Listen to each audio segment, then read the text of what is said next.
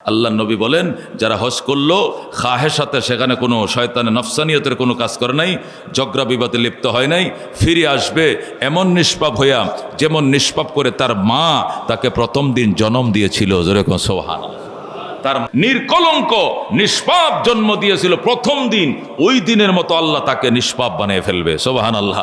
কিন্তু শর্ত হলো দুইটা, একটা হলো ঝগড়া করা যাবে না, আর দুই নম্বরে খাহেসাত, নফস খুশি হয় এমন কোনো যৌনাচারের মতো কোনো কামকাজ, যৌনাচারের মতো কোনো হারাম কোনো নজর দৃষ্টি ইত্যাদি ওখানে করা যাবে না।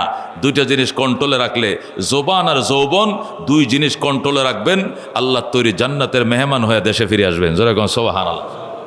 আল্লাহর হাবিব হাদিস শরীফে ইরশাদ করেন, মাইয়াজমানলে মা বাইনা লাহিয়াইহি ওয়া মা বাইনা রিজলাইহি আজমান লাহুল জান্নাহ।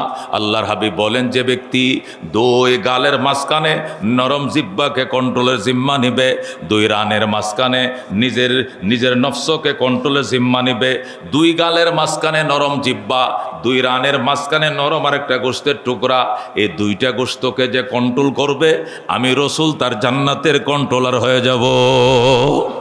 এই দুইটার জিম্মা যে নিতে পারবে, আমি আল্লাহ, আমি নবী তার জান্নাতের জিম্মা নিলাম। যেরকম সুবহানাল্লাহ। একটা হলো জোবান, আরেকটা হলো যৌবন। একটা কি জোবান, আরেকটা হলো যৌবন।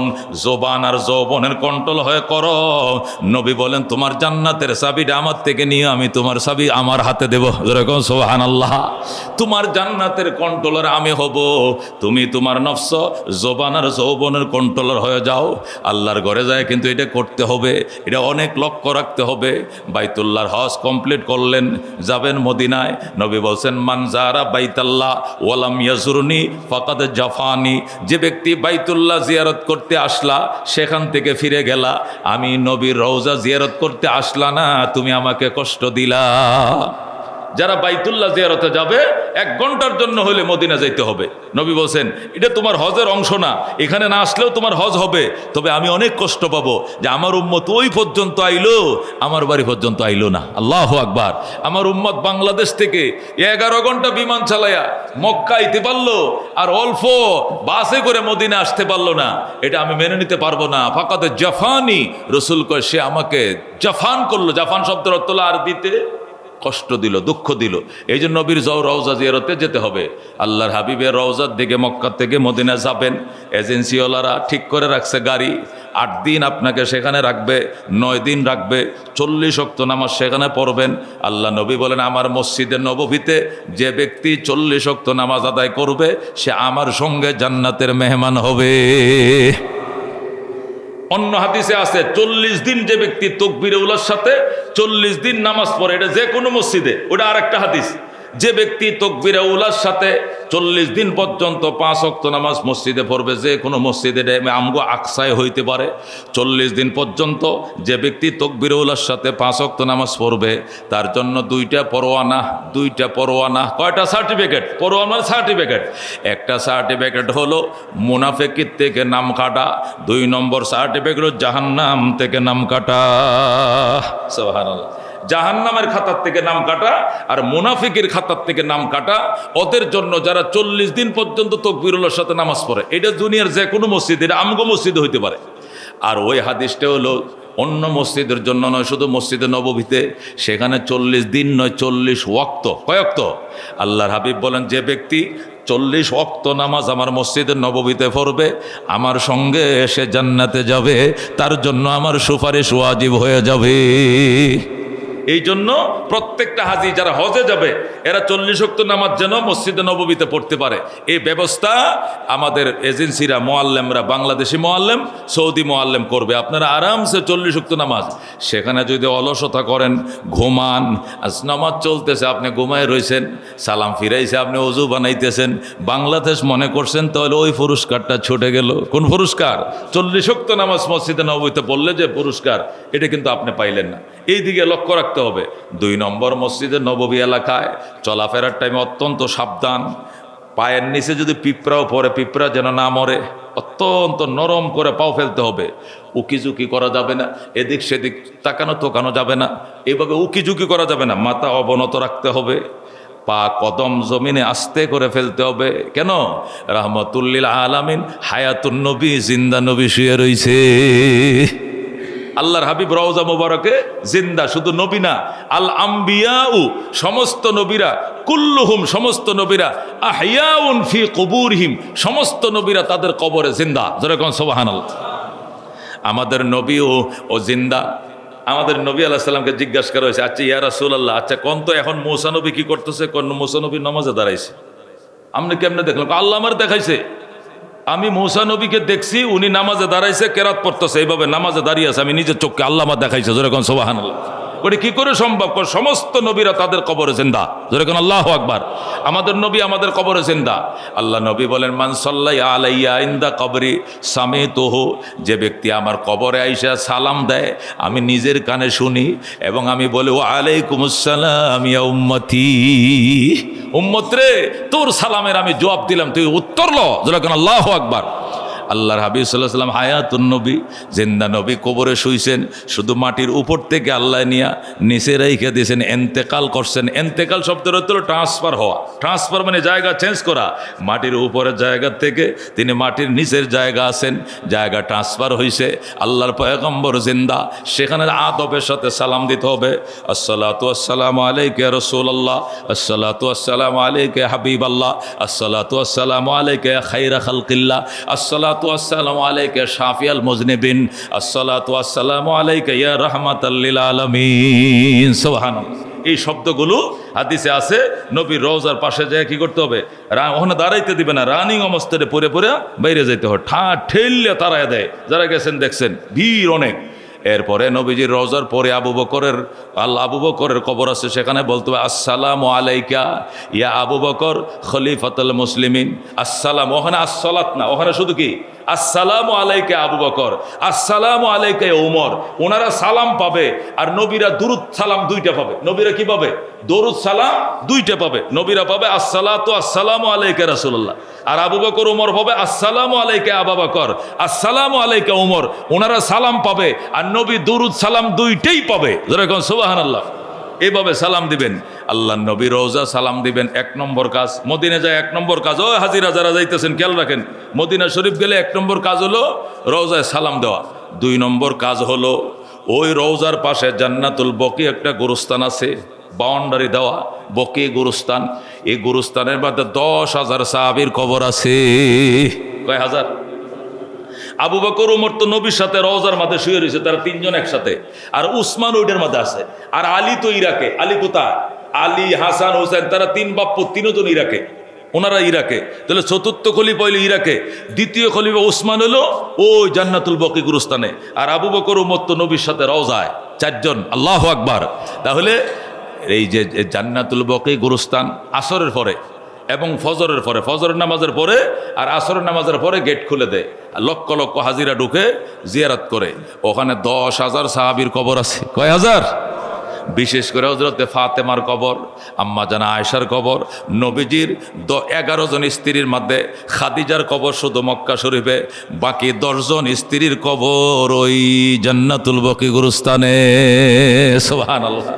নবীজির কলিজার টুকরা জি হযরতে ফাতেমার কবর সেখানে, ফাতেমার কবর এখানে, আয়েশার কবর এখানে, হাফসার কবর এখানে, জাইনবের কবর এখানে, সৌদার কবর এখানে, উম্মে হাবিবার কবর এখানে। আল্লাহ নবী সাল্লাল্লাহু আলাইহি ওয়াসাল্লাম 10 জন স্ত্রী, নবীজির মেয়েদের সবার কবর হলো কোথায়? জান্নাতুল বকি গুরুস্থানে। তাহলে 1 নম্বরে মদিনা শরীফ হাজিরা যায় কি করবে? 5 ওয়াক্ত নামাজ তাকবীরুল্লাহর সাথে হেরেমে পড়বে, 40 ওয়াক্ত নামাজ পড়বে। 2 নম্বরে রওজা জিয়ারত করবে। 3 নম্বরে ওই জান্নাতুল বকি গুরুস্থানে যায় দাঁড়ায়া সালাম দিবে, আসসালামু আলাইকা আহলাল মুসলিমিন মিনাল মুমিনিন ওয়াল মুসলিমিন আনতুম লানা সালাফুন ওয়া নাহনু লাকুম তাবুন ওয়া ইন্না ইনশাআল্লাহু বিকুম লাহিকুন ইয়ারহামুকাল্লাহুল মুস্তাকদিমিন ওয়াল মুস্তাখিরিন আসআলুল্লাহ লানা ওয়া লাকুম ওয়া ইয়ারহামুনাল্লাহু ওয়া ইয়্যাকুম। এইজন্য বিজ্ঞ আলেমের সাথে হজে যাওয়া লাগে। আলেম মুলবির সাথে হজে গেলে 1 হজ 10 হজের ডাক ডাকে, যেরকম সুবহানাল্লাহ। আর নিজে নিজে হজ গেলে পয়সা আছে, আমি একলা যাবো গা, হুজুরের সাথে যাবো না, আলেমের মোয়াল্লেম লাগতো না, আমি কি কম বুঝি, আমি বাই বুঝি, ডাটা বুঝি, আমি মোবাইল অ্যাপস বুঝি, আমি সব পাইলাম। তোমার হজ অর্ধেক হইব, আর মৌলবীর সাথে করলে হজ 10টা হজ হইব, যেরকম সুবহানাল্লাহ। তুমি দোয়া জানা, দাওয়া জানা, কোনখানে কোন দোয়া, জানাজার সময় ঈদের নামাজের দোয়া ভরে, ঈদের সময় জানাজার দোয়া ভরে লাও, তুমি তো বড় শিক্ষিত, কত উল্টা পাল্টা তুমি করবা। এই জন্য আলেমের সাথে হজে যাও, আলেমের সাথে।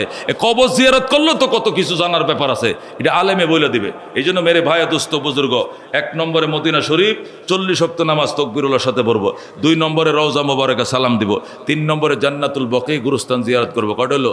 3টা। 4 নম্বর হলো আশপাশে মসজিদে কোবা আছে, মসজিদে কেবলাতাইন আছে, বেলাল মসজিদ আছে, ওহুদের ময়দান আছে, বদরের ময়দান আছে, বিভিন্ন যুদ্ধের স্থানগুলো আছে, হজরতে বেলাল হাফসির বাড়ি আছে, সালমান ফারসির খেজুর বাগান আছে, সাহাবায়ে কেরামের ঐতিহ্য কিছু স্থাপনাগুলো আছে। এগুলো এজেন্সি হলে ঘুরে ঘুরে দেখাবে, এইগুলো ঘুরে ঘুরে দেখা, দর্শনীয় জায়গাগুলোকে দেখা, ইমান তাজা হবে, গুনাহ মাফ হবে, যেরকম সুবহানাল্লাহ। সর্বশেষ এই রওজা পাকের পাশে একটা নির্দিষ্ট জায়গা আছে, এটাকে রিয়াজুল জান্নাহ বলে। কি জান্নাত? রিয়াজুল জান্নাহ। এখানে অ্যাপসের মাধ্যমে সারা 8 দিনের ভিতরে এক বেলা, আমরা প্রথম যখন হজে গেছি, যখন খুশি তখন ঢুকছি, প্রতি বেলায় রিয়াজুল জান্নাহ ঢুকছি। আর 8 দিন থাকলে, 9 দিন থাকলে অ্যাপসের মাধ্যমে সিরিয়াল পাবেন, ওই সিরিয়াল অনুযায়ী 10 মিনিটের জন্য আপনাকে এখানে ঢুকতে দেওয়া হবে। কোনো সময় সিরিয়াল নাও পাইতে পারেন, ঘুরে আসতে হবে।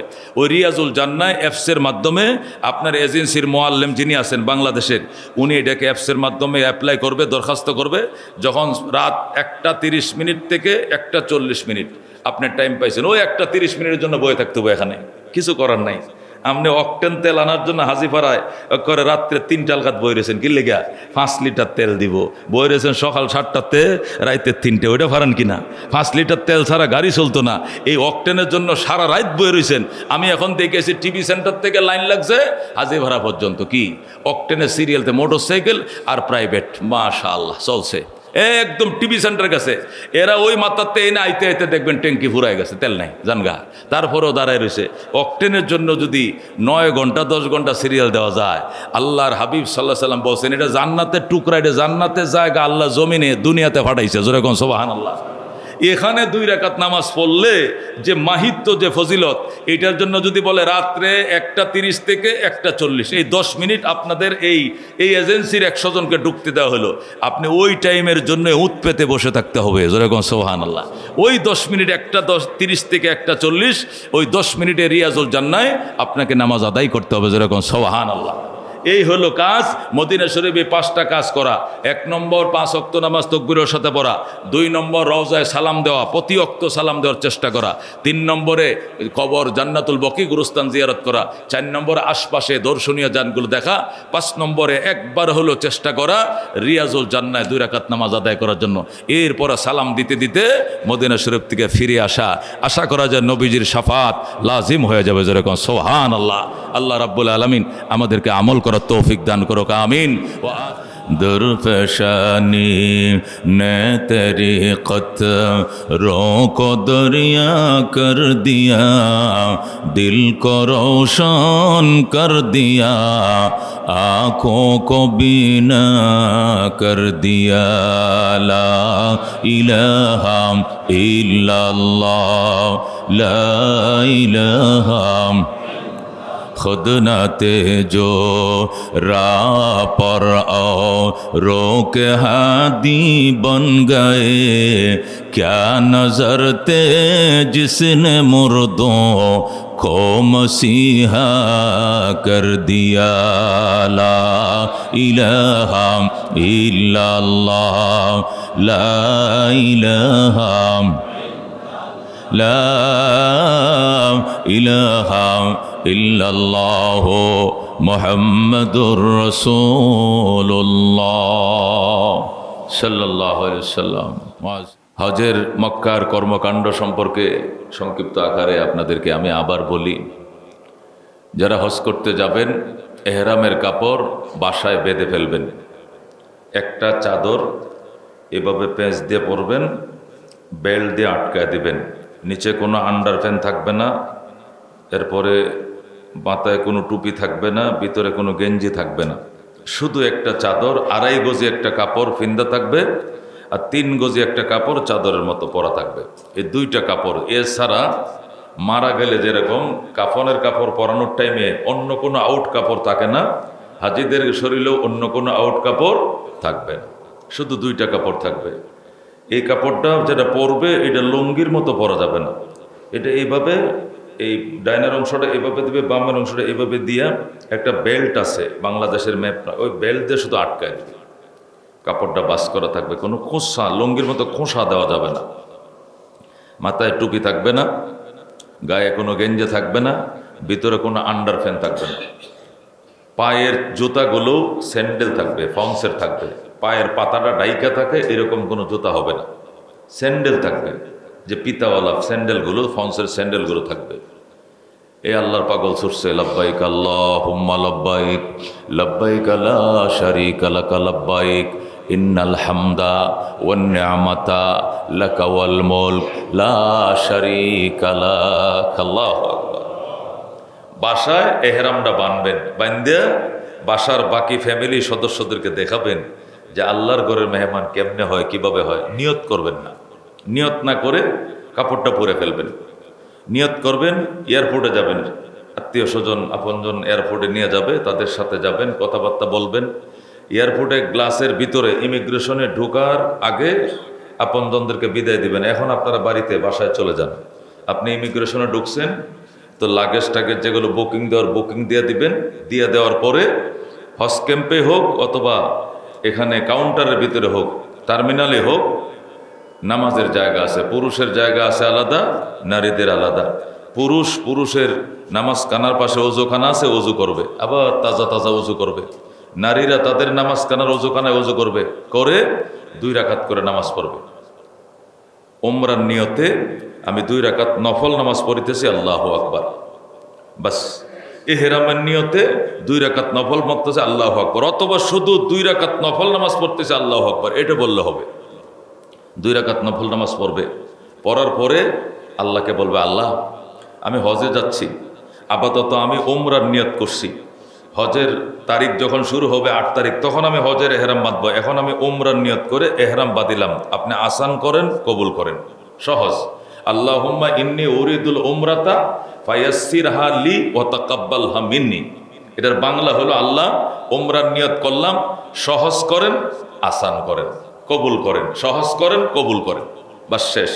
আরও কিছু বললে বলবেন, আল্লাহ সহজ করেন, কবুল করেন, আল্লাহ আমি বুঝি না, আল্লাহ আমাকে বুঝাই দেন, আমার যেন ভুল না হয়, আল্লাহ আমার ভুল শুধরিয়ে দেয়, এমন কোনো মানুষের আমার সংস্রব মিলিয়ে দেন, আমি শুদ্ধভাবে যাতে উমরাটা করতে পারি। বাস, এই নিয়ত করে ফেলাইছেন, এখন তালবিয়া পড়বেন, লব্বাইক আল্লাহুম্মা লব্বাইক, লব্বাইক লা শারীকা লাকা লব্বাইক, ইন্নাল হামদা ওয়ান নি'মাতা লাকা ওয়াল মুলক লা শারীকা লাক। যারা হজে যাবে এই তালবিয়াটা, এটাকে তালবিয়া বলে, এটা অন্তত মুখস্থ থাকার দরকার আছে, এটা থাকতে হবে। এটা পড়া ছাড়া তো ওমরাটা এটা রানিং হচ্ছে না, এই দোয়াটা পড়তে হবে। যদি না পারেন আপনি, তাহলে পাশে যে হাজি হজ করতে যাইতেছে তার পাশে বসবেন, তার তালে তালে আপনি পড়বেন। সে যে বলতে থাকবে, অথবা তারে বলবেন আমার একটু শিখিয়ে দেন, এ বলতে থাকবে, তার থেকে উচ্চারণগুলো করবেন, কইরা হইলে তালবিয়া পড়তে হবে। এখন আপনি এহরামালা হয়ে গেছেন। আত্মীয় স্বজন তো চলে আসে এয়ারপোর্ট থেকে, আপনি 2 রাকাত নামাজ পড়লেন, নিয়ত করলেন, তালবিয়া পড়লেন, এহরামালা হয়ে গেছেন। এখন আপনি শরীর চুলকাইতে পারবেন না, এখন আর সুগন্ধি আতর দিতে পারবেন না, এখন গালাগালি করতে পারবেন না, এখন মাথায় কাপড় দিতে পারবেন না, এখন স্যান্ডেল খুললে ফস পড়তে পারবেন না। অনেক বিধিবিধান আপনার উপরে চলে আসছে। ঝগড়া করা যাবে না, রাগ করা যাবে না, কোনো কিছু করা যাবে না, শুধু তালবিয়া।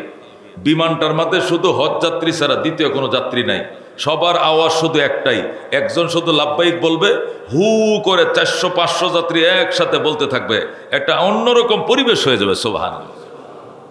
গ্লাসটার ভিতরে ঢোকার পরে, বাংলাদেশে এয়ারপোর্টের গ্লাসের ভিতরে ঢোকার পরে, আত্মীয়জন বিদায় দেওয়ার পরে আপনি আর বাংলাদেশে নাই, এ দেশে নাই, আপনার এই দেশটা তখন আর মাথায় থাকবে না।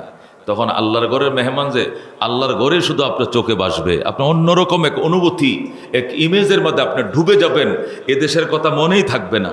বাস, বিমানে উঠে পড়ছেন, আলহামদুলিল্লাহ, ইমিগ্রেশন করবেন, বড় লাগেজগুলো দিয়ে দিবেন ওখানে, ছোট একটা ব্যাগ রাখবেন, রিয়াল টিয়ার এবং পাসপোর্ট, প্রয়োজনীয় কাগজ, মোবাইল, এটি রাখার জন্য একটা ছোট ব্যাগ, বুকের একটা ব্যাগ আছে ওখানে রাখবেন, আর বড় লাগেজ সব বুকিংয়ে দিয়ে দিবেন, চলে যাবে। এরপরে জেদ্দা এয়ারপোর্টে নামলেন, নামার পরে বুকিংয়ের বেল্টে করে আপনার ব্যাগটা আসবে, ব্যাগের মধ্যে নাম ঠিকানা দেখে আপনার ব্যাগ আপনি নেবেন, নিয়ে বাসে উঠবেন, মক্কা শরীফ পৌঁছায় দেবে। মক্কায় আপনার হোটেলের সামনে বাস থেকে আপনি নামবেন, বাসওয়ালা আপনার হোটেলের কাগজ দেখে হোটেলের সামনে নামাবে। হোটেলের সামনে নামার পর আপনি বাসায় ঢুকবেন, ঢুকে একটু অজু আস্তান্দা করবেন, ফ্রেশ হবেন, নাস্তা পানি খাবেন। খাওয়ার পরে 8-10 ঘন্টা জার্নি করে গেছেন, এখন শরীরকে জিজ্ঞাসা করবেন, এ শরীর তুই কি আরও 2-3 ঘন্টা পায়ে হেঁটে রানিং করতে পারবে কিনা। শরীর যদি বলে যে না, আমার একটু রেস্ট করতে হইব, আমি 8-10 ঘন্টা জার্নি করে বাংলাদেশ থেকে এখানে আসছি, শরীর দিবে না, তাহলে এজেন্সির মালিকরে বলবেন না, হুজুর এজেন্সির মালিক ভাই, আমরা সবাই মিলে একটু রেস্ট করলে 1-2 ঘন্টা একটু ঘুমায় নেই, 2-3 ঘন্টা ঘুমাইয়া রেস্ট হয়ে পরে আবার উজু করে একসাথে যাবেন। তাম পৃথিবীর সকল রাষ্ট্রের হাজিরা একসাথে দলবদ্ধভাবে হজ করে। বাঙালি খারাপ, বাঙালি এই দলবদ্ধতা মানে মাতবরি কেউটা কেউ মান্য নিতে চায় না, মানে আমিরকে সে মানতে চায় না, আমি কোনো মতে প্রথমবার চিনে না, এই জন্য পয়লাবার মানে দ্বিতীয়বার আর মানে না। পরে একলা একলা বাইরে গেছে, কই গেছে বলেও যায় না, একা একা চলে যায়। পরে হারায়া এক কোনায় বসে হুজুর আমি হারায় গেছি, আমার একটু নিয়ে যান, আমি পাকনামি করছিলাম, আমি একলা একলা আয়া পড়ছিলাম, এখন পাই না খুঁজে, পরে আবার কান্দে, পরে আবার খুঁজে আনতে হয়। এটা কখনো করবেন না। আপনি এখান থেকে এয়ারপোর্ট থেকে যে আপনার মোয়াল্লেমদের সাথে রওনা হয়েছেন, আবার এয়ারপোর্টে পৌঁছায় দেওয়া পর্যন্ত আপনি মোয়াল্লেমের অধীনে থাকবেন। খাওয়া, শোয়া, চলা ফেরা, কেনা কাটা সব কিছুতে মোয়াল্লেমের পরামর্শ মতো করবেন, তাহলে আপনি ঠকবেন না। আপনি কিনা কাটাও যদি মোয়াল্লেমের পরামর্শ ছাড়া করেন, আপনাকে ঠকায় দিবে, আপনি ঠকে যাবেন, আপনি ওই দেশের ভাষা বুঝবেন না। আপনি যখন দেখবেন যে যায় নামাজ একটা মাত্র 15 টাকা চাইছে, আপনি কোন হায় হায় এত অস্তা 15 টাকা, কিন্তু 15 টাকার ভিতরে যে 400-450 টাকা লুকায় রয়েছে আপনি তো বুঝবেন না। 15 টাকা মানে 450 টাকা। যেই বলছে যায় নামাজ 15 টাকা, আপনি বলছেন আমার 15টা দে, 20টা দে, আমার অনেক আত্মীয় স্বজনটা দিতে 20টা কিনে লাইছেন, কিনে আইনে পরে মোয়াল্লামরে কইছেন হুজুর যায় নামাজ হস্তা পাইছি, দেখেন এক গাঠি লইছে, কত করে আনছেন? 15 টাকা করে। মোয়াল্লা কয় ইন্না লিল্লাহ, এটা তো 12 টাকা করে। প্রত্যেকটা 3 টাকা করে ঠকছেন। 1 টাকা মানে 30 টাকা, 3 টাকা মানে 90 টাকা ঠকছেন, পার পিস 90 টাকা ঠকছেন। 15 90 দিয়ে গুণ করেন, আপনি 1200 টাকা ঠকছেন। এটা মোয়াল্লেমের সাথে নিয়ে গেলে আপনি এই 1200 টাকা ঠকতেন না। এই জন্য পাকটামি করেন না, ওখানে সব কিছু মোয়াল্লেমের অধীনে। এই কথা বলতে হচ্ছে আজকে আমার তো ভাগ্য ভালো, এই মসজিদওয়ালাদের কপাল ভালো। এমন কিছু মেহমান আছে আজকে মুসল্লি, যে আজকে বা কালকে সে উমরা করে আইছে, সুবহানাল্লাহ। আর এমন কোনো মুসল্লি আজকে আছে যে মুসল্লিরা আজকে জুমার নামাজ পড়ে এয়ারপোর্টে যাবে। একদল উমরা করে আইছে, এই মুসল্লি আমার চোখের সামনে বাসতেছে, আমি দেখতেছি। আপনারা বললে দাঁড় করে দেবো, দাঁড় করে দেওয়ার দরকার নাই, যে আজকাল সে মক্কার থেকে উমরা করে আসছে, এরকম আছে। আর আজকে রাত্রেই আমার কিছু মুসল্লি এয়ারপোর্টে যাবে, তারাও আমি চিনি, তারা আমার কাছে দোয়া চাইছে, যেরকম সুবহানাল্লাহ। এই জন্যই এই দায়িত্বশীল কত কিছু পরামর্শ আপনাকে দেওয়া হচ্ছে।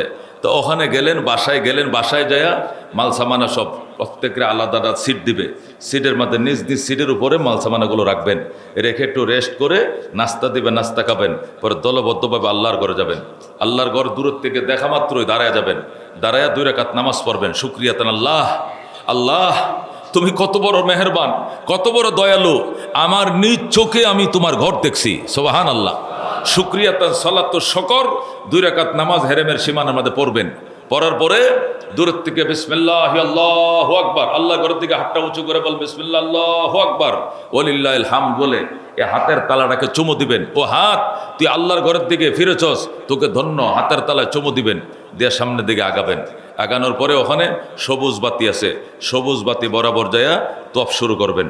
তোয়াফের কোনো স্পেশাল তোয়াফের কোনো নির্দিষ্ট দোয়া নেই, একটা জেনারেল দোয়া আছে, সেটা হলো রব্বানা আতিনা ফিদ দুনিয়া হাসানা ওয়া ফিল আখিরাতি হাসানা ওয়া কিনা আযাবান্নার ওয়া আদখিলনাল জান্নাতা মাল আবরার ইয়া আজিজ ইয়া গফফার ইয়া রব্বাল আলামিন। এটা হলো তোয়াফের জেনারেল দোয়া। এছাড়া পার্সোনাল আরো দোয়া আছে, বই পুস্তকে লেখা আছে, কিন্তু এই দোয়াটা হাদিস দ্বারা প্রমাণিত। নবী বলতেন, রব্বানা আতিনা ফিদ দুনিয়া হাসানা ওয়া ফিল আখিরাতি হাসানা ওয়া কিনা আযাবান্নার। এটা তো কোরআনের আয়াত, এটা আমরাও জানি। একটু বেশি আছে, সেটা কি? ওয়া আদখিলনাল জান্নাতা মাল আবরার ইয়া আজিজু ইয়া গফফার ইয়া রব্বাল আলামিন। ইয়া আল্লাহ, দুনিয়াতেও কল্যাণ দাও, পরকালেও কল্যাণ দাও, জাহান্নাম থেকে আমারে মুক্তি দিয়ে দাও। ওগো রব্বুল আলামিন, ওগো পরাক্রান্ত, ওগো দয়ালু, ওগো বিশ্বজাহানের প্রতিপালক, আমাকে দুনিয়াতেও শান্তি দাও, পরকালেও মুক্তি দাও, জাহান্নাম থেকে নাম কাইটা দাও। সুবহানাল্লাহ। আল্লাহর হাবিব বলেন, তোয়াব চলাকালীন এই দোয়া করবে, আল্লাহ গ্যাস গ্যাস করে জাহান্নাম থেকে নাম কাটবে, গ্যাস গ্যাস করে নাম কাটবে। যেরকম আল্লাহু আকবার। জাহান্নাম তালিকার থেকে নাম কেটে দিবেন, জান্নাতের খাতায় নাম লেখায় চলে আসবো বাড়িতে। যেরকম আল্লাহু আকবার। এটা তোয়াফের দোয়া। 7টা চক্কর দিতে হবে। কয়টা? সবুজ দাগ থেকে শুরু হবে, আবার সবুজ দাগ এসে শেষ হবে 1টা চক্কর। এভাবে 7টা চক্কর দিয়া মাকাম ইব্রাহিম বরাবর পিছনে যায় 2 রাকাত সালাত তোয়াফ ওয়াজিব 2 রাকাত নামাজ আদায় করতে হবে। 2 রাকাত ওয়াজিব নামাজ আদায় করে আল্লাহর ঘরের দিকে তাকায় তাকায় মোনাজাত করলেন। তোয়াফ শেষ হইল। এবার যাবেন সাফা মারোয়া, 2টা পাহাড় আছে। সফার থেকে মারোয়া, মারোয়াতে সফা। এখান থেকে আনুমানিক শাহী মসজিদ যাইতে আবার ওখান থেকে এখানে আসতে হবে। 4 বার যাইতে হবে, 3 বার আসতে হবে।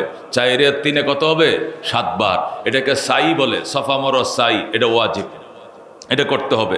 এটা করার পরে এরপরে বারবারে যাবেন। বারবার মানে সেলুন, সেলুন আছে, একটু পরে পাকিস্তানি সেলুন আছে, হিন্দুস্তানি আছে, বাঙালি আছে, পাকিস্তানি বেশি। সেলুনের মধ্যে যায় জিজ্ঞাসা করে লাগবেন যে, এই মেরে মেরে শের কা বাল কাতরানা কেতনা কেতনা বলো।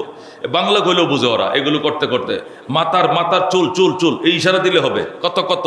হেরা বলবে খামসা। খামসা মানে খামসা কত? 5 রিয়াল। 5 রিয়াল। 5 রিয়াল মানে কত? 150 টাকা। 5 রিয়ালে কেটে ফেলবেন। অনেক জায়গায় 10 বলবে, নতুন পয়সা 10 বলবে। আশারা রিয়াল, আশারা। আপনি আমা কমন মাফি আশারা, আশারা হবে না, বলবে লা লা লা, আশারা না, খামসা। 5টা। কিছু ভাষাও শিখতে হবে। 10 এভাবে 2 আঙ্গুল দিয়ে বলবে 10 রিয়াল লাগবে, আপনি বলবেন না 5 রিয়াল দিব, রাজি হয়ে যাবে। 5 রিয়ালে কাইটে ফেলবেন, আপনি হালাল, ওমরা শেষ। আপনি কি হয়ে গেছে? আপনি আল্লাহর ঘর তোয়াফ করছেন 7টা, 2 রাকাত নামাজ পড়ছেন, এরপরে সাফা মারওয়ার 7টা চক্কর দিছেন, দোকানে এসে মাথা চুল কাটছেন, এই যে ওমরা শেষ। আপনি হজের একটা অংশ শেষ হয়ে গেল। উমরাটা, এই যে উমরাটা যারা বাংলাদেশ থেকে যায় আপনি প্রথম করবেন, এটা হজের অংশ। এই উমরাটায় আপনার হজটাকে তামাত্তু হজ বানায় দিবে। কি হজ বানায় দিবে? তামাত্তু হজের জন্য আগে প্রথম সফরে যায় প্রথম উমরা করতে হয়, এরপরে হালাল হওয়ার পরে আবার হজের দিন শুরু হলে আবার হজ করতে হয়। এটাকে তামাত্তু হজ বলা হয়। এই উমরাটা আলাদা কোনো উমরা নয়, এটা হজের অংশ। এই উমরাটা হজকে অনেক দামি বানায় দেবে, এটাকে তামাত্তু হজ বানায় দিবে। যেরকম সুবহানাল্লাহ। আল্লাহর হাবিব সাল্লাল্লাহু আলাইহি সাল্লাম বলেন, তাবিউ বাইনাল হজ্জ ওয়াল উমরা। হজ এবং উমরাকে এক সফরে আদায় করবা, একসাথে আদায় করবা। প্রথম উমরা করবা, পরে হজ করবা। ফাইন্নাহুমা ইয়ানফিয়ানাল ফাকরা ওয়াজ যুনুব। এতে তোমার 2টা লাভ। আল্লাহ চিরদিনের জন্য তোমার থেকে দরিদ্রতা দূর করে দিবেন। তুমি আর কোনোদিন গরিব হইবা না, ধনী থাকবা চিরদিন। যেরকম সুবহানাল্লাহ। ওয়াজ যুনুব, এবং আল্লাহ তোমার গুনাহ মাফ করে দিবে। আল্লাহ তোমার জিন্দেগির গুনাহ মাফ করে দিবেন। যেরকম সুবহানাল্লাহ। এই জন্য তামাত্তু হজ করবেন। তামাত্তু হজ হলো এহরাম বাইদা বাসার থেকে বের হবেন, এয়ারপোর্টের ভিতরে যায় নিয়ত করবেন যেমনি বলছি, এরপরে মক্কা শরীফ যায় আল্লাহর ঘর তওয়াফ করবেন, 2 রাকাত নামাজ পড়বেন, সাফা মারওয়া 7টা চক্কর দিবেন, মাথার চুল আসাইবেন, ওমরা হয়ে গেল। এখন আপনার কাজ হলো গোসল করবেন, বাসায় যায় গোসল করে নাস্তা পানি খায়া এখন মক্কা শরীফ থাকবেন। কি করবেন? 5 ওয়াক্ত নামাজ বাইতুল্লাহ তাকবীরে উলার সাথে পড়বেন। আগে বাগে যায় কাতার বন্দে বসে থাকবেন, নফল পড়তে থাকবেন। আল্লাহর ঘরে যায় তো ক্লান্তি লাগলে আল্লাহর ঘর তোয়াফ করলে আল্লাহ তাআলা 100% গুনাহ মাফ করে। আর আল্লাহর ঘরের দিকে তাকায়া থাকলেও 40% গুনাহ মাফ করে। যেরকম সুবহানাল্লাহ। আল্লাহর ঘরের দিকে ছায়া থাকলেও আল্লাহ 40% গুনাহ মাফ করে। সুবহানাল্লাহ কোন। এই জন্য কিছু যদি না পারেন, ক্লান্ত শরীর, পারি না, মানুষের ভিড়, এমন জায়গায় বসবেন যেখান থেকে আল্লাহর ঘরের কালো গিলাপটা দেখা যায়, ওখান থেকে শুধু চাইয়েই থাকবেন। অটোমেটিক বৃষ্টির মতো আপনার শরীরে গুনাহগুলো ঝরে যাইতে থাকবে, ঝরে যাইতে থাকবে। সুবহানাল্লাহ। একবার সুবহানাল্লাহ বলবেন, ওখানে 1 লক্ষ সুবহানাল্লাহ বলার সওয়াব। একবার আস্তাগফিরুল্লাহ বলবেন, 1 লক্ষ আস্তাগফিরুল্লাহ পড়ার সওয়াব। একবার আল্লাহু আকবার বলবেন, 1 লক্ষ বার আল্লাহু আকবার বলার সওয়াব। যেরকম সুবহানাল্লাহ। প্রত্যেকটা নেকি আল্লাহ 1,00,000 গুণ বাড়ায় দিবেন। এটা আল্লাহর ঘরের প্রতিদান। আল্লাহ তার হেরেমের মধ্যে এই প্রতিদান লুকিয়ে রেখেছেন। যেরকম সুবহানাল্লাহ। সেখানে তোয়াফ করলেও সোয়াব, বসে থাকলেও সোয়াব, তসবিহ পড়লেও সোয়াব, কোরআন তেলাওয়াত করলেও সোয়াব, তাকায়া থাকলেও সোয়াব, শুধু সাইয়া থাকলেও সোয়াব। সুবহানাল্লাহ। আল্লাহ গুনাহ মাফ করবেন। সেখানে দেয়া থাকবেন আর টাইম মতো বাসায় এসে খানা খাবেন, বেশি সময় হেরেমে থাকবেন। বাসায় আসলে গল্প গুজব শুরু হইব, ভাই আপনি কত দিয়ে আইছেন? আমি আইছি তো 6 লাখ। হ্যাঁ আপনার তো 6 লাখ, তা আমার তো 6 লাখ 10 লইল কি লেগে? হজ করতাম না, বাদ দে হজ, আগের টাকাটা উসুল কর আগে, হজ বাদ, হজ জীবনে আবার করবো, 10,000 টাকা উসুল কর। এই যে শয়তানে আপনার অন্য কাজে লাগাই দিছে। হেতে 6 লাখ, আমার তো 6 লাখ 10 কেন? হজ বাদ দে, হজ করবো পরে, আগের টাকা উসুল কর। এই বেটা টাকা দিবে না, দেশে ফোন করতাম, দেশে ফোন ধরলে তোর ছেলে মেয়ে সবটি ধরে লিয়ে যাবো। আমার চিনোস, আমি বর্তমানে প্রেসিডেন্ট, আমি অমুক দলের সভাপতি, অমুক দলের সেক্রেটারি, তোর বাসাতে সব কিছু ধরিয়ে নিয়ে চলে আসবে। আমি বাসা ডাকা ফোন করলে তোর গত তালা মেরে দেবো, সিলগালা করে দেবো। চিনোস, টেহা 10,000 ফালা। শুরু হয়ে গেছে অন্য কাজ। গেছে কি জন্য? এ করে কি ইবলিশ লাগাই দিবে। খবরদার, এটি করা যাবে না। কোনো কিছু মনে থাকলেও পরে এগুলো বলে যাও। মুসলমান এজেন্সির মালিকরা ব্যবসা করে, ব্যবসা 1 বস্তা চাউল, 1 বস্তা মিনিকেট চাউল, কের থেকে 2300 টাকা রাখে, কের থেকে 2280 টাকা রাখে, কের থেকে 2250 টাকা রাখে। এটা ব্যবসায়ীর ব্যক্তিগত ব্যাপার। একজন পরিচিত কাস্টমার থেকে 10 টাকা কম রাখছে, একজন থেকে 50 টাকা কম রাখছে, এটাকে আপনি মারামারি করতে পারবেন? যা ওনার থেকে কি 2280 টাকা রাখছো, আমার থেকে 2300 টাকা রাখছো কেন? আমি ওনাকে ফ্রি দিয়ে দিব, আপনার সমস্যা কি? আপনি নিলেন নেন, এটা হলো কথা। এজেন্সিওয়ালারা হাজি নেই, বারে বারে দরজায় যাইতে, করা নাড়তে কত যে জুতা খোয়ায়, কত মেহনত করে হাজি নেওয়ার জন্য। এই ক্ষেত্রে দেখা যায় একজন লোক সম্মানী মানুষ নিতে গেলে, উনি গেলে ওনার আত্মীয় স্বজন আরো 7 জন যাইব ওনার সাথে। এই জন্য উনি 50,000 টাকা মাফ করে দিছে। কাকা আমনে মালে 5 লাখ টাকা দিবেন, আল্লাহ তো না। আমার সাথে আরো 9 জন আছে, হেডি আমার 6 লাখ করে লইয়া দিয়েন, আমনে 5 লাখ দিলে চলবে, অসুবিধা কি? এজেন্সিওয়ালা ওইটিতে লাভ করবে, এটাতে লাভ করবে না। এই জন্য আমনে ওখানে মারামারি করবেন কি লেগে? ওনার ব্যবসা, উনি কার থেকে 10 টাকা বেশি নেবে, কার থেকে 10 টাকা কম নেবে, কিন্তু ওখানে যায় করে কি জানেন? বাইতুল্লাহ শরীফ এশার নামাজ পড়ছে, তো বাইতুল্লাহ এশার নামাজ হয়ে যাবে 7:20-এ, 7:20, 7:30টার মধ্যে এশার নামাজ শেষ। আইসে হেরেম শরীফ বাসায় আসছে, বাসায় খাওয়া দাওয়া করছে, খাওয়া দাওয়া করার পরে এখন তো কাজ নাই, 8টা বাজে তো ঘুম ধরে না, ঘুমাইতে বাংলাদেশে 12টা 1টা বাজে ঘুমায় অভ্যাস। এখন শয়তানে খালি পুষায় কি কাজটা করা যায়। তখন আচ্ছা ভাই আপনি কত দিয়েছেন, সত্যি করে কোন, আল্লাহর ঘরের কাছে কয়ে মিশা কথাটা কইন না, যে মিশা কথাটা কিন্তু কইবেন না, সত্যি করে কোন। কয় না আমার এজেন্সির মালিক না করছে, আমি কত দেয়াইতাম এটা কইতে না করছে। কয় ভাই আমি কেউ রকমও না, আপনি খালি আমার কানে কানে কোন কত দেয়াইছেন। আমি তো আইছি 5,80,000 দেয়া। কি 5,80,000? আমার থেকে গেলে 6,20,000 লইছে। আরে সর্বনাশ, এর একদিন নইলে আমার একদিন, ওর একদিন নাহলে আমার একদিন, আমি খাইছি ওরে নাহলে ওই খাইছে আমারে, মানে অন্যরকম ব্যাপার শুরু হয়ে গেছে। নাউজুবিল্লাহ কোন, নাউজুবিল্লাহ। এগুলো করা যাবে না, এগুলো করা যাবে না। বরং এশার নামাজটা পরে ঘুম আসে না, আবার পাগল চলে গেছে কই আল্লাহর ঘরে। কই যান? যাইতেছি। কই যান? যাইতেছি। আবার সে আল্লাহর ঘর যা তোয়াফ করে, আল্লাহর ঘরে তাকায় রয়েছে। পাগল তো একটা কাফনের কাপড় ফিনছে আর একটা গায়ে দিছে। সাহাবী প্রশ্ন করে, মাল হাজ্জু ইয়া রাসূলুল্লাহ, নবী গো হজের বৈশিষ্ট্য কি? একটা হাজিকে দেখলে কেমন মনে হবে? রসুল কো আলা আজ্জু ও সাজ্জু। হজকারে কো জানো, আলা আজ্জু ও সাজ্জু, পরাগন্দা বাল পরাগন্দা বদন। এটা উর্দুতে তর্জমা, বাংলা হলো এলোমেলো চুল এলোমেলো দেহ। যেরকম আল্লাহু আকবার। হাজিদের গুণাবলী কি, বৈশিষ্ট্য কি? এলোমেলো চুল এলোমেলো শরীর, মানে চুলের মধ্যে তেল দিতে পারবে না, সুগন্ধি মাখতে পারবে না, আঁচড়াইতে পারবে না, শীতি করতে পারবে না। চুলে টুফিও মাথার দিলে তো চুলটি ভিতরে ঢুকে থাকতো, টুফিও মাথার দেওয়া যায় না। এ হাগল বান্ডারের মতো চুল দিছে সাইরিয়া, এলোমেলো চুল এলোমেলো শরীর, সুগন্ধি নাই, দামি আতর মাখতে পারে না, সাবান দিতে পারে না, এক চাদর গায়ে দিয়ে রাখছে আর এক চাদর ফিন দিয়ে রাখছে, সন্ন্যাসীর মতো দেখা যায়। পাগল যেরকম আল্লাহু আকবার। সাহাবী বলে তো ইয়া রাসূলুল্লাহ মাল হাজ্জু, হজ কি জিনিস, হজের বৈশিষ্ট্য কি? আল্লাহর হাবিব বলেন আল হাজ্জু ওয়াস সাজ্জু, হজ বলা হয় এলোমেলো চুল, এলোমেলো দেহর নাম। পাগল আল্লাহর মেহমান হয়ে শুধু বলে লাব্বাইক আল্লাহুম্মা লাব্বাইক, লাব্বাইক লা শারীকা লাক লাব্বাইক, ইন্নাল হামদা ওয়ান নি'মাতা লাকা ওয়াল মুলক লা শারীকা লাক। দেখবেন বিমানের মধ্যে সব হাজিরা বলতে থাকবে, আমনে কুলুপ দিয়ে বয়ে থাকেন না যে ভদ্রলোক কথা কয় না, উনি কথা কয় না, যদি শিক্ষালায় এই জন্য কয় না। বাংলাদেশও শিখতে পারো নাই, বিমানে এত পরিমাণ 6-7 ঘন্টা বিমান চলবে, এত পরিমাণে এই দোয়াটা এক্সারসাইজ করবে যেটা আপনি অটোমেটিক শিখে লাবেন, খালি একটু টুটটি নাড়াইলে হবে। এই জন্য অনেক টুট নাড়াইতে হবে, চেষ্টা করতে হবে। আমি বাঙালি, আমি আলিফ জানি না, বা জানি না, কোরআন শরীফ পড়তে জানি না, এটা হইতো চাইতো না, কিন্তু হওয়া লাগবে। শুনে শুনে ট্রাই করতে করতে শিখে ফেলবেন। কতক্ষণ ঠিক কিনা?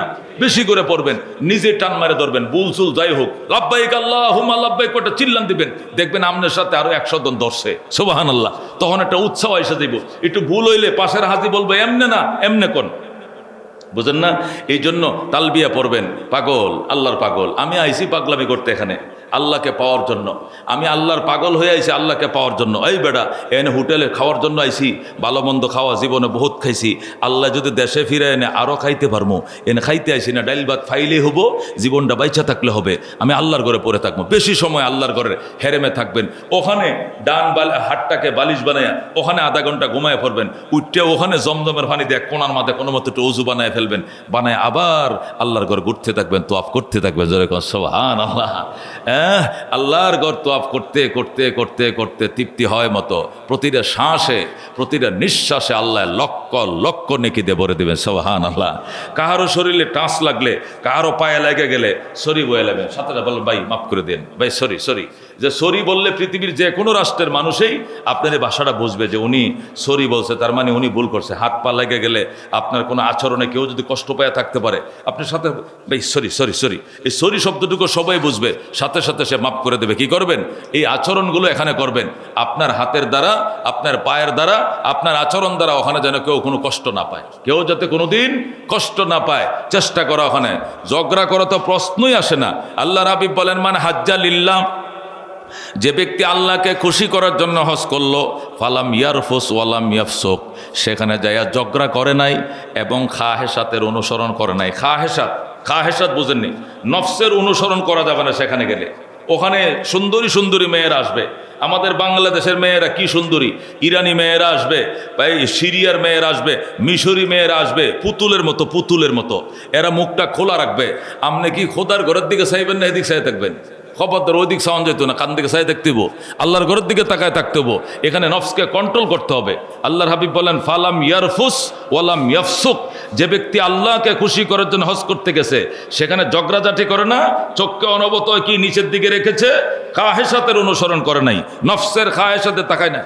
হায় কি সুন্দর মেয়ে, আমগোতে শীতে একটাও না এরকম, এত সুন্দর আল্লাহ বানাইছে। আপনি কি হেঁটে দেখতে গেছেন? না, এদিকে তাকায়েন না, নিচেকে দেখাবেন, মনে মনে বলবেন মা বোন আমাদেরও আছে, আপনার তোয়াফ করা অবস্থায় পিছন দিয়ে মেয়ের সাথে ধাক্কা খাইতে পারে, ডানে বামে ধাক্কা খাইতে পারে। যতটুকু সম্ভব নিজেকে কন্ট্রোলে রাখা, যতটুকু সম্ভব সেইপে রাখা, যাতে কোনো মেয়ে ছেলের শরীরে টাচ না লাগে চেষ্টা করা। কোনো মেয়ে আমি যে ওয়াইফের সাথে নিয়ে গেছি মেয়েকে, উনিও যাতে অন্য কাহারও শরীর টাচ না লাগে, নিজের হরমাকে, নিজের মাহারামাকে নিজে এভাবে কন্ট্রোলের মধ্যে নিজের বগলের সাথে এভাবে আগলিয়ে রাখা, যাতে ডাইনে ভাবে কারো শরীরে না লাগে চেষ্টা করা।